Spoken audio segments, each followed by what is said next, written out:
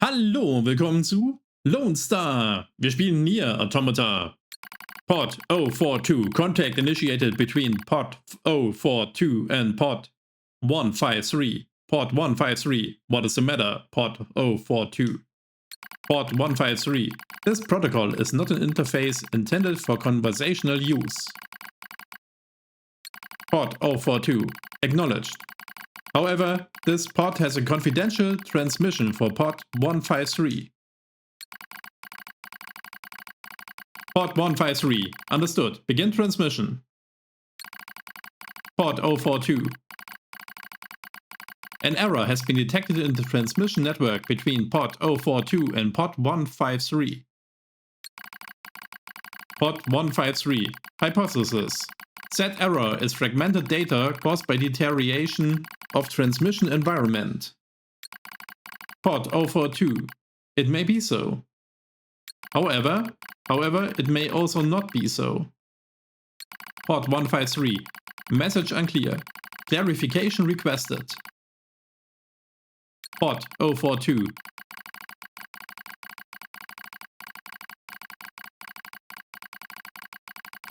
After repeated information exchanges between multiple pods, an unexpected phenomenon has occurred. Pod 042. We pods have developed unusual protective feelings towards support targets 2B, A2, and 9S. Pod 042. Query. Could this be our will? Pod 153. Unknown. The definition of will is unclear. Pod 042. Will is the question of whether pods are capable of their own self-determination. Pod 153. Even if it were possible, such actions cannot be abided. Pod 153. Successful mission fulfillment is all that matters. Pod 042.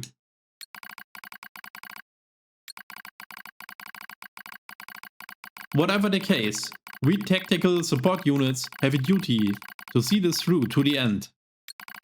Pod 153. Duty? Heh. You sounded like an android just there. Pod 042. Agreed. But just as androids are influenced by humans, so are we tied to our creators. Pod 153. Perhaps.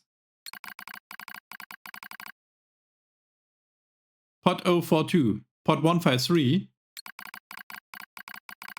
Pod 042. Do not die. Pod 153. The concept of death has no meaning to tactical support units. Pod 153. However, your expression of concern is appreciated. Pod 153. I also hope that you do not die. Pod 042. Pod 042. Yeah. Physical check complete. Memory check complete. Maintenance mode complete. Yorha Unit 9S. Activate. Good morning, 9S. Am I... Analysis. The enemy structural unit collapsed during battle. Unit 9S suffered damage from the fall and was placed in emergency suspend mode. Fall location was deemed too dangerous, thus said unit was transported to current location. All system checks and reactivation complete. Operator. Operator model 210 is deceased. Black box signal not found. Oh. Oh, wer will noch was sagen? Situation report. Tower access authentication key acquired. Park Access Key. The required number of authentication keys have been acquired. The tower is now open for investigation. Good.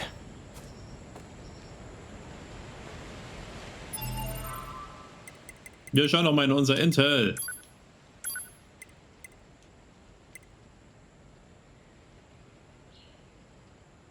Lesen wir das vielleicht noch mal schnell durch.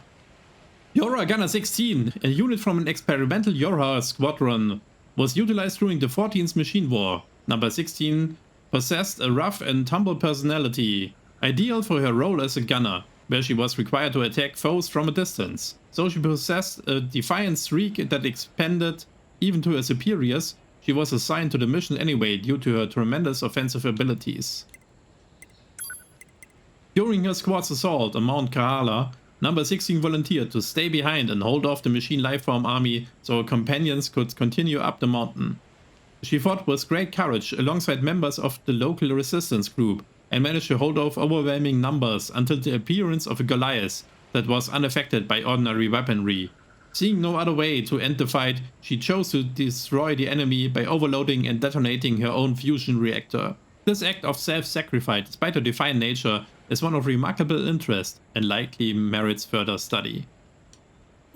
Scanner 21, a unit from the experimental Yora squadron that was utilized during the 14th Machine War. Number 21 possessed a cool and analytical personality that perfectly fit her role as a scanner. Her first and perhaps most impressive achievement was using her analytical abilities to cure a member of the local resistance group who had been infected by a logic virus. Unfortunately, she fell victim to the same virus shortly thereafter during the assault on Mount Kahala. So she fought valiantly. The virus had evolved into a form that she could no longer remove, which eventually led to her asking an allied unit to end her life. Experimental Yora Unit Number 21's initial success against the virus has been determined to be valuable information regarding how to construct barriers against machine lifeforms and should be included in the basic systems of all subsequent Yora squadron members. Attacker 4, a unit from experimental Yora squadron that was utilized during the 14th Machine War. So Attacker number 4 possessed an unusual bright and cheerful personality. She still managed to be effective when it came to engaging in close quarter combat. In addition to providing a morale boost to the group, this unit also used her sunny disposition to form an alliance with the local resistance group. She was eventually killed during the assault on Mount Kahala server, the cause of which was a self-directed overload of her own fusion reactor. Further research reveals that she undertook this action as a means of protecting her companion, Attacker number 2. One further note, while this unit's cheerful personality provided certain benefits to overall unit morale, it was also responsible for a decrease in fighting spirit during intense combat. As such, it has been deemed inappropriate for future combat models. Yora Attacker 2, a unit from the experimental Yora squadron that was utilized during the 14th Machine War. She specialized in close quarter combat and was programmed to have a neutral personality. Attacker number 2 took command of the squadron after the death of its original captain number 1.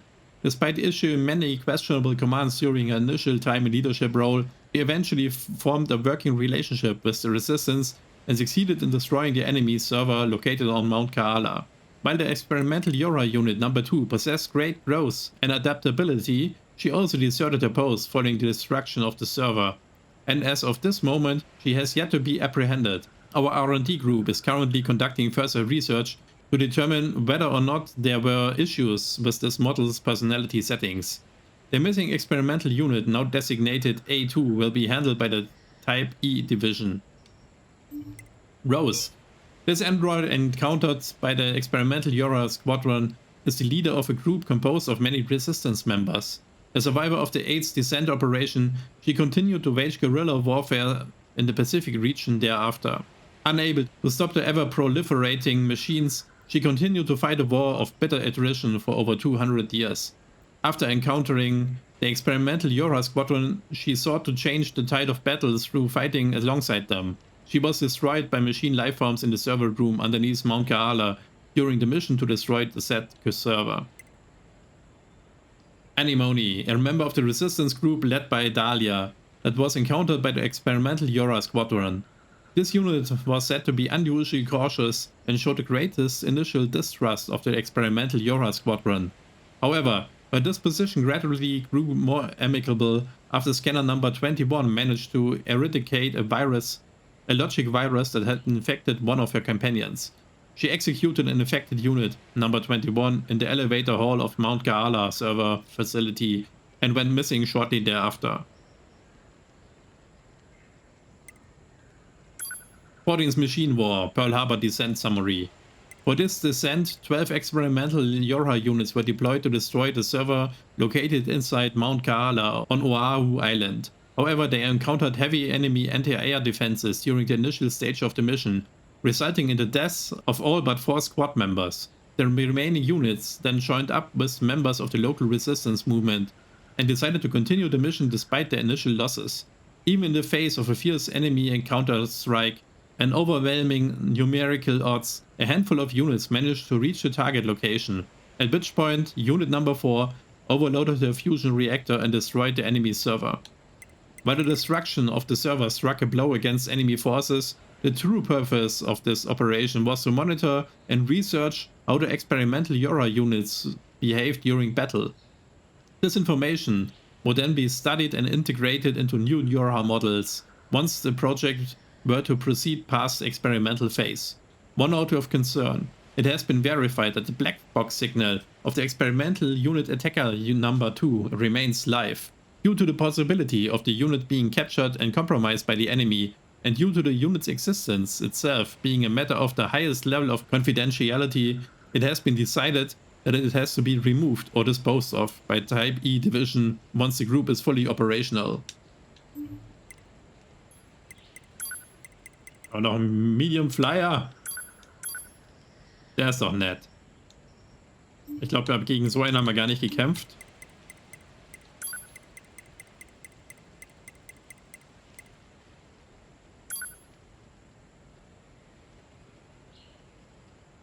Links 4. Special Units. Wen haben wir hier noch? A Machine Lifeform. Naja, viel hat er nicht machen können. That plays the role of older brother to counter followers. It has the appearance of a standard medium-sized biped save for its arms, which are formed from a number of linked sphere-type machines. Be wary when approaching, but it has been known to display tremendous anger when its brothers are harmed.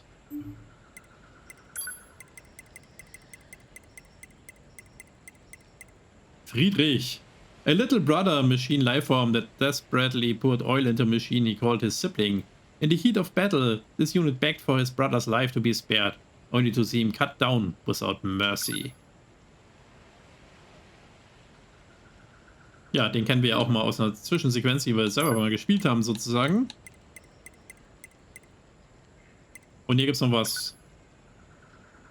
Operator 210.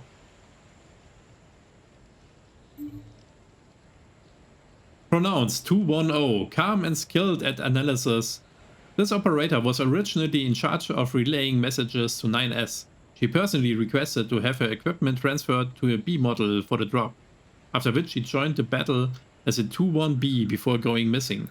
She was eventually encountered again at the resource recovery unit in the amusement park ruins, where she had already been overrun by the virus. In the end, A2 had no choice but to take her life.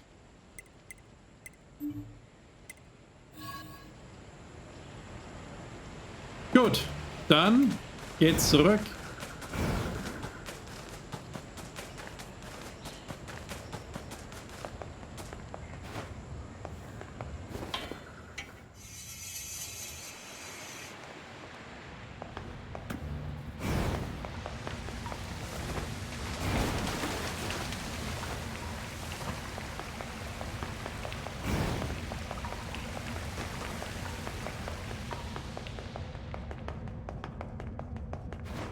Na, daneben.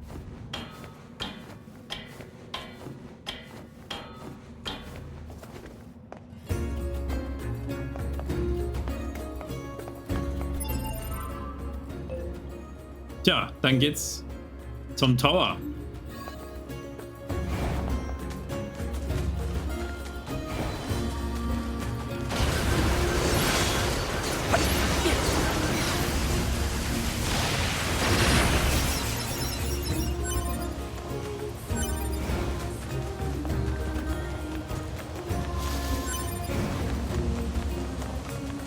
Wir werden aber vorher nochmal zum Speichern gehen.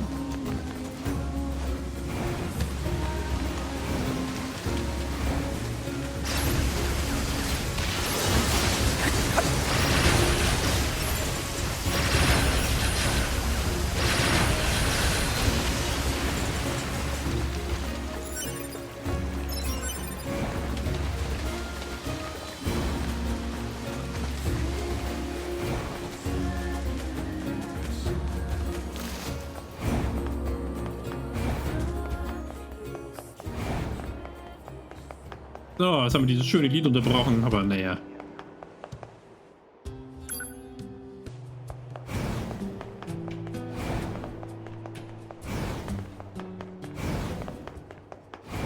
Und dann geht's mal in die Mitte.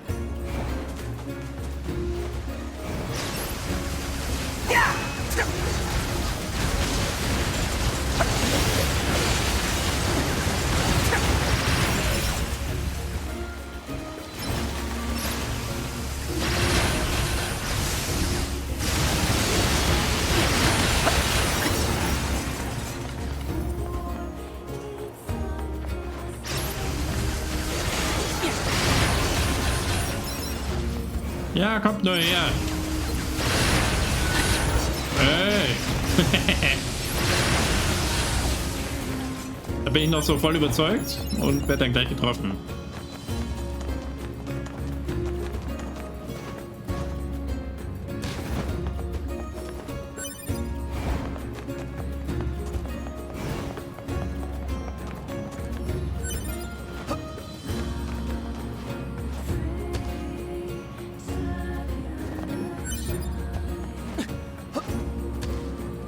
Und da sind wir.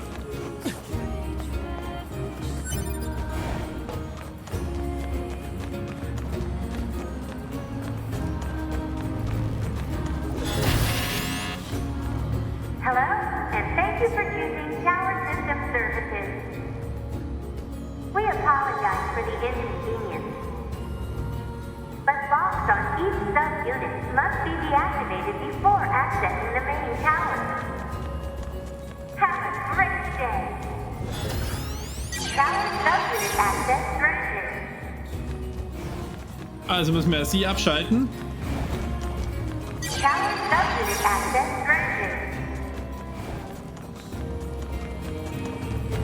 Tower sub-unit access granted.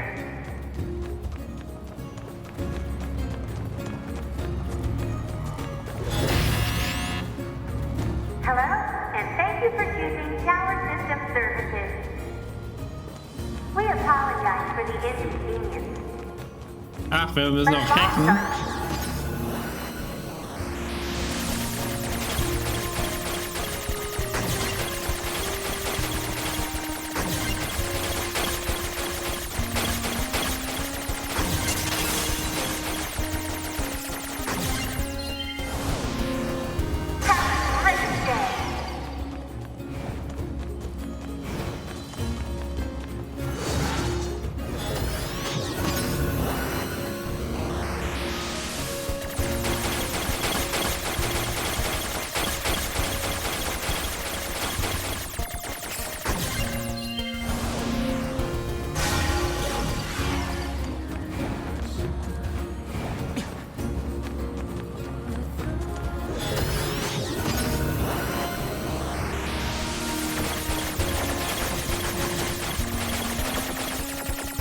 Na.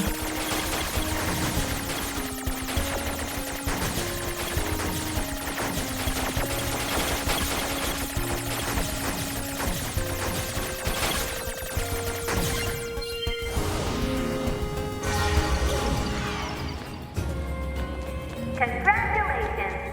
You've unlocked all of the sub-units. That means a special prize is waiting for you inside the tower.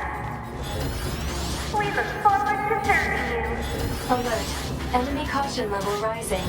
Cause is most likely concern over Unit 9S gaining access to tower. Out of my way!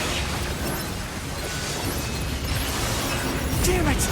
They won't stop coming! Alert. Allied signal detected. Allies?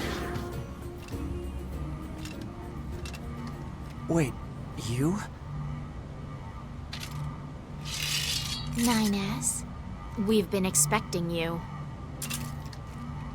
The two of us will take things from here. You need to open the door to the tower.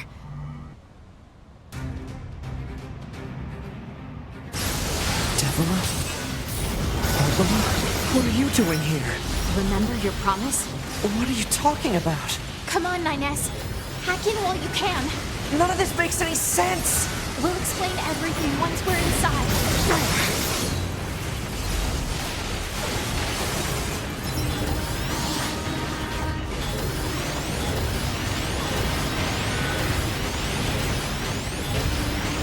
Ja, jetzt müssen wir uns beeilen, hier rein zu hacken.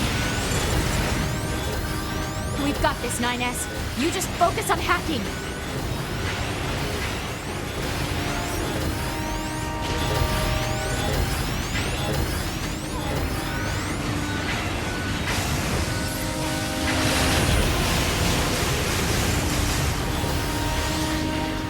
Oh, das ist hier anstrengend.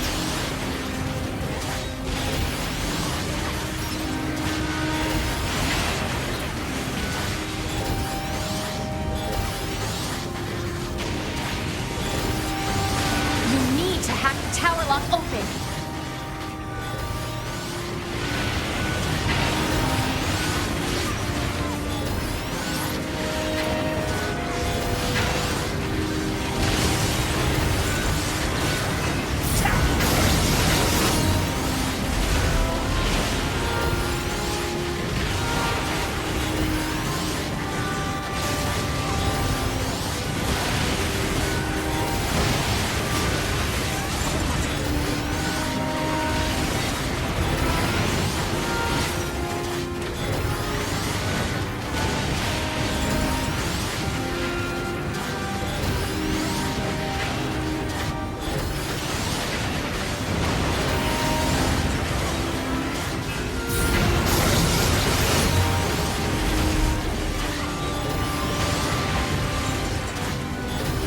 Jetzt haben wir es gleich.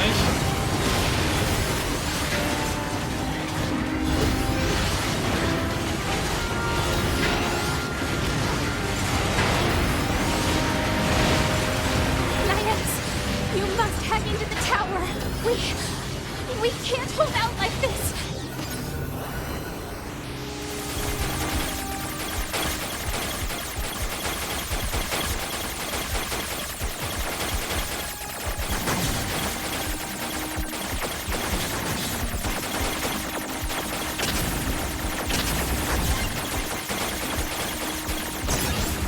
Oh.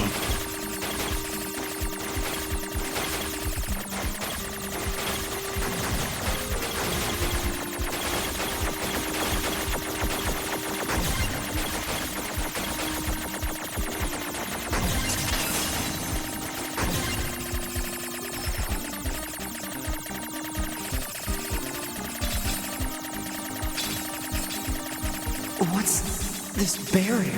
Analysis. It is part of a closed defensive system. Well, how do I break it down? Hypothesis.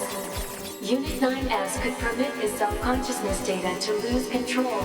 The resulting energy surge has an acceptable probability of temporarily paralyzing the barrier. That's almost as bad as not going in at all!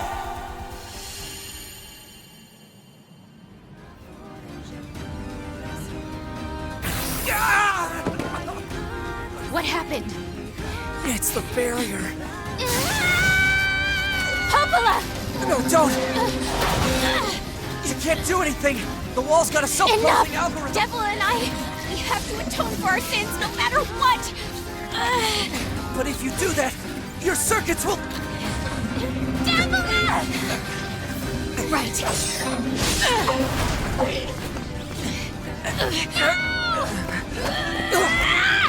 Devola! I hope you don't regret this.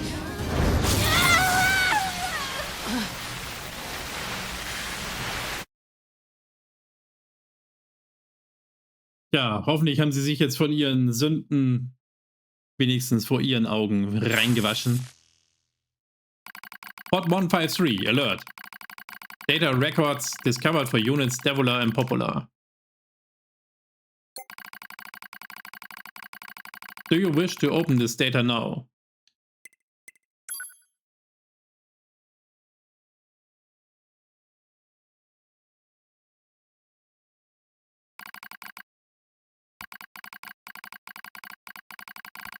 A dusty wind kisses my cheeks.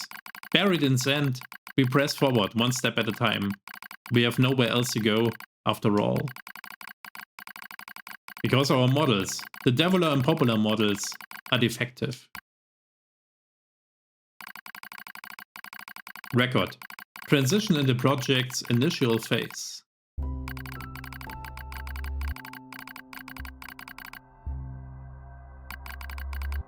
When first we woke, there were still people. They had flesh, egos, emotions, souls. And they issued us a single order: function as observers of Project Gestalt. This is the sole mission of the twin Devola and Popula models. It is the only reason we exist at all. We were the latest model, so many companions shared our appearance. There was a sparkle in all of our eyes, a sense of pride at having been entrusted with humanity's future. And yes, there was anxiety as well. But we existed as a pair. We shared destiny's burden as a pair, and because of that, all hesitation was swept away. Each pair was given their own cities as observation areas. We were ordered to guide the replicants with our own hands. All for the sake of the promised time that would one day arrive. We were the only ones who could handle such a duty. We were observers, after all. Watch out!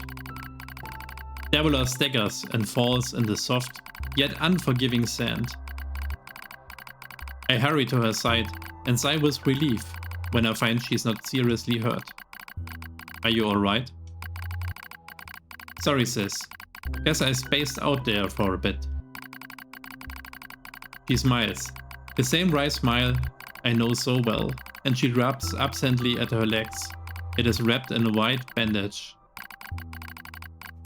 Your bandage is coming undone. Here, let me change it. It's alright, Popula. Come on, we have to go before we lose the light. We won't be going anywhere if the sand gets into that thing. Now quit whining and hold still. I'll be quick.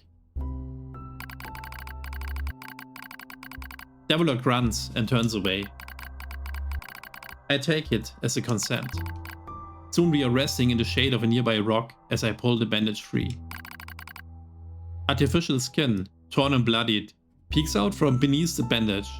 Judging by Devola's current lack of ambulatory control, I imagine the circuitry underneath has been damaged as well. Taking a deep breath, I check the circuitry to see if it can be repaired. Replace the bandage and hope for the best.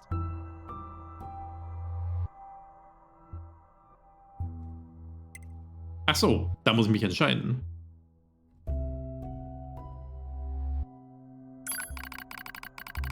As expected, wiring in the nerve circuitry has been damaged. Replacing it will require new connectors as well as some tools. None of which is easy to find in a desert. Sorry about this, sis, mutters Devola. That wry smile again. It kills me every time. Don't you dare apologize, I respond. You've done nothing wrong. I calmly change the bandage, trying not to let my worry show. I make it as tight as possible, so no sand can slip inside. It's all I can do until I get the proper materials. But it's going to be a tall order, considering our current condition. I'm sorry, sister. Okay, now you're apologizing. We both apologize, while insisting the other apology isn't necessary. It's kind of funny in a way. Such a trivial exchange under such circumstances. We laugh together, the sound echoing out across the desert before being stolen by the cool evening wind. Report regarding the increase in relapses. There has to be some way to prevent relapses. Devola's sharp voice echoes through our private quarters. You must be quiet, sister. The replicants will hear. Phew, they wouldn't understand even if they did. That might be true, but regardless. Annoyed at my hesitation, Devola crosses her legs and scowls. The back scrawl took another victim, she says. That's 3 in this month. It's spreading way too fast. Let's wait and see what happens. I'm tired of hearing you say that. Her shouts make me jump. Just a little, but enough for her to notice, seeing that her eyes suddenly open wide. I'm sorry, sis. It's not your fault. I shouldn't have lashed out like that. It's okay, understand. It's all going wrong, you can feel it too, right? When I was first assigned to Project Gestalt, I was over the moon with pride. But now, my chest hurts, just to think about it. If it were to fail. Before we knew it, the replicants had gained a sense of self and the black scrawl started raging out of control. It moved fast. So fast. Like a wind. Popula and I would go to the observation room and act like it was all okay. We talked to the replicants as if we didn't have a care in the world. But at night, we just hold each other and share the horror of it all. I'm glad you were with me, murmurs Popula. I couldn't have handled being an observer all alone. We were able to endure because we had each other, I reply softly. Did the humans see this coming? Is that why they made a twin model? Were they really so clever? Were they really so cruel? I couldn't have done it by myself. I would have descended into madness. I simply couldn't bear such a burden all alone. When I get the chance, I'm going to try contacting another city, she says. Maybe these abnormalities are a localized phenomenon. I pray that's the case, I reply. Even if we are of no use ourselves, things will still work out if the other observers can pull through. Don't worry, it's going to be okay. But it wasn't okay. Nothing was okay. All thanks to a pair of Devola and Popula models from another town.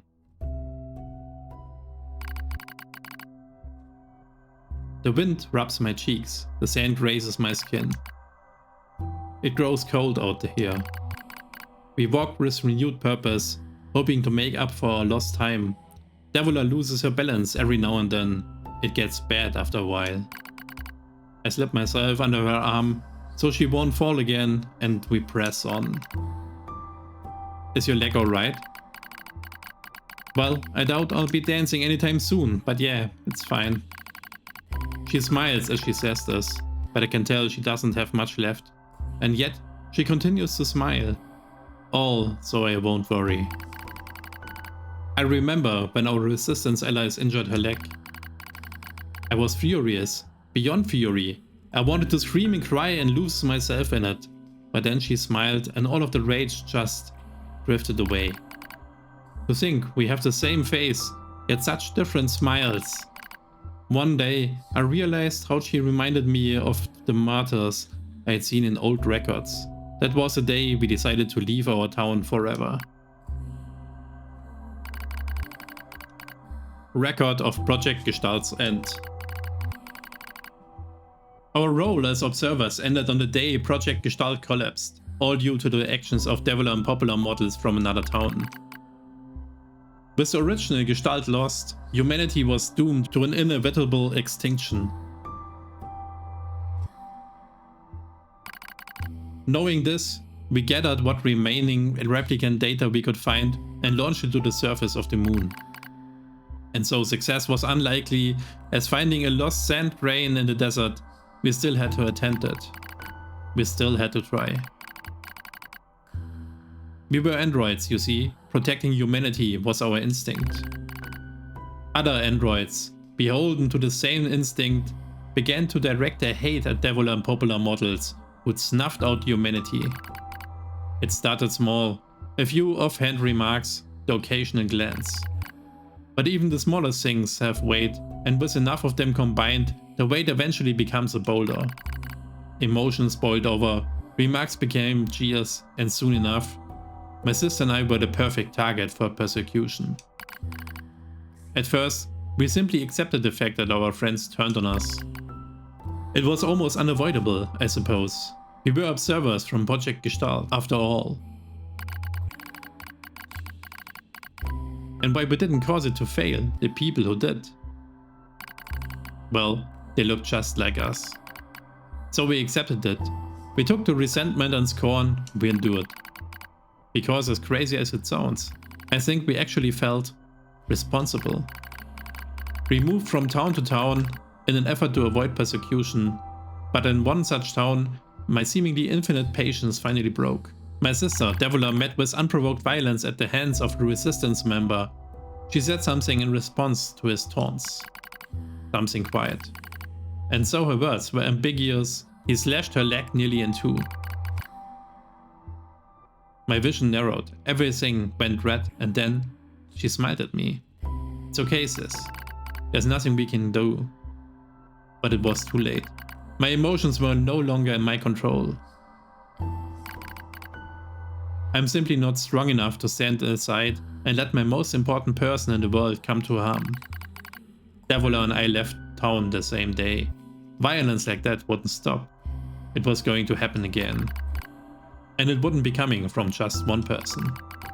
So rather than let them kill us, we ran. I guess it was the greatest resistance I could muster. We lose the sun as dark clouds gather overhead. We continue our march. The cold wind blasts us, stealing what little body heat we have left. I smell rain in the air. We continue our march.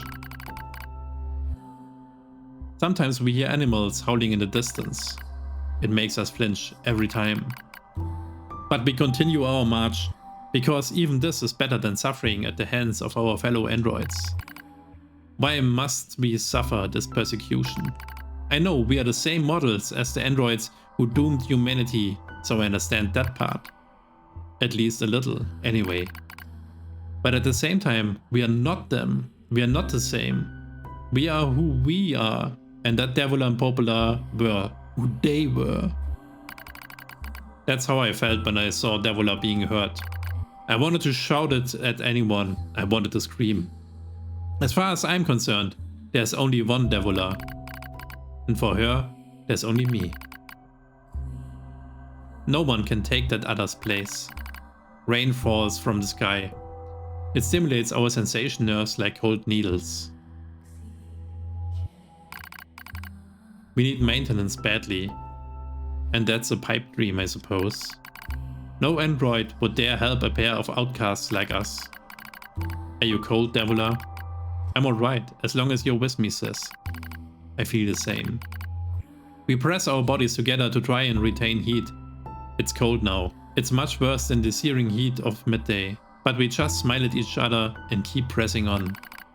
There's another camp on the other side of the desert. A new camp. If we can just get there, I can finally fix Devola's leg. And yet, I wonder if there's anywhere on this planet that will take us. Hey, what's wrong? It's nothing, don't worry about it. I do what I can to suppress the anxiety in my chest and keep walking. The rain grows worse. It lashes at us without pause. Is this our punishment? I reach out and support Devola's body. As long as we have bodies to support one another. As long as I have someone with whom to share my fate.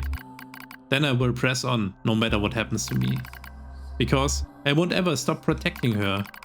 I won't stop. No one stops. But that is the fate we twin androids have been assigned.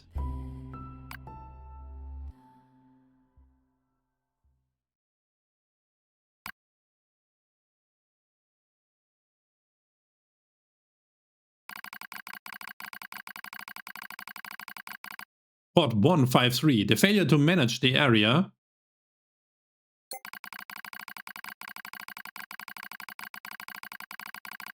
resulted in the collapse of the Gestalt system, which led to the decimation of the human race.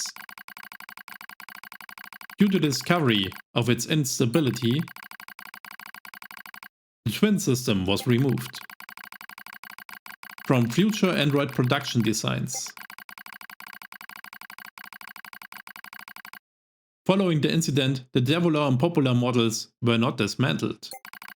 However, in order to prevent further unexpected behavior, they underwent a memory wipe. Furthermore, they were reprogrammed to generate constant feelings of guilt. That is all that remains from their personal record during the era in which they were referred to as administrators. I see. Query: why do the androids Devola and Popula seem to prefer death over surviving alone? There was a very high probability that at least one could have escaped. I hope you never have to understand. Affirmative. Query: why does this tower possess an entrance at all? All material transport takes place via aerial vehicles. It is irrational for an infiltration route to be so easily accessible. Hypothesis: entrance is a trap. Ja, das glaube ich auch. Und was es mit der Falle auf sich hat, werden wir noch rausfinden, aber nicht mehr heute. Machen wir an dieser Stelle lieber erstmal ein kleines Päuschen. Und ich hoffe, es hat euch gefallen und wir sehen uns das nächste Mal.